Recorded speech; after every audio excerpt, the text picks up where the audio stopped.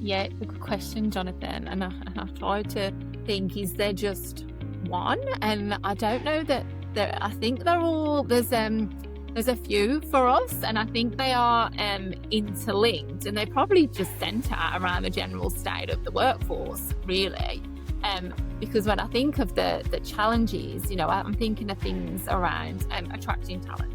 And in local government in particular, that can be challenging because we're not always able to compete with the private sector. So, we're really having to think about how can we dial up our employee value proposition as a whole to attract people into coming to work at local government, because the dollars aren't always there. And then when we've got people, how are we retaining them? How are we engaging them? How are we ensuring that they're showing up every day and they're engaged? They're not just showing up and quietly quitting.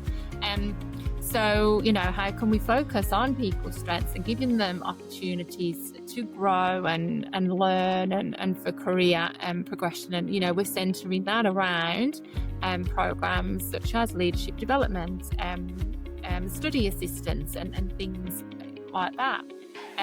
The role in with that, I think as well, a challenge, the role of the manager is critical to both of those, to attracting people and then keeping them. So we really are, it's about that challenge of supporting and enabling and giving your people managers the confidence and the capability. HR aren't the people manager for the whole of the organisation, but what we are there to do is to support, enable and partner with managers to give them the confidence to be able to do their jobs and to do it well. And I think there's that real challenge around how can we partner with the business and to be adding the value in the right way and getting in and supporting people early enough with things, rather than it just them getting into a space where it's enough, it's all blown up, it's enough, I can't go any further and I'll go to HR and hope that they can fix it. So for us, that's a challenge of how we're partnering with people. And then I think there's then general disruptors like AI, that is changing the way that we work, and it's how do you keep pace with those types of things. I don't think we're necessarily on track with that, but I think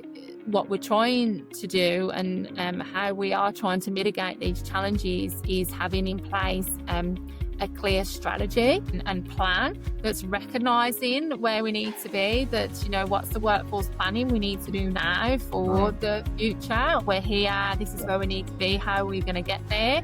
Have a plan that's informed as well by the business, where they are, the business readiness and what we're able to achieve.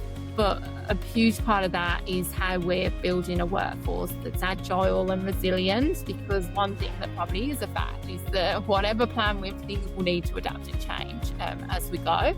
So how are we staying agile to be able to respond to those challenges as they come in and shift and change?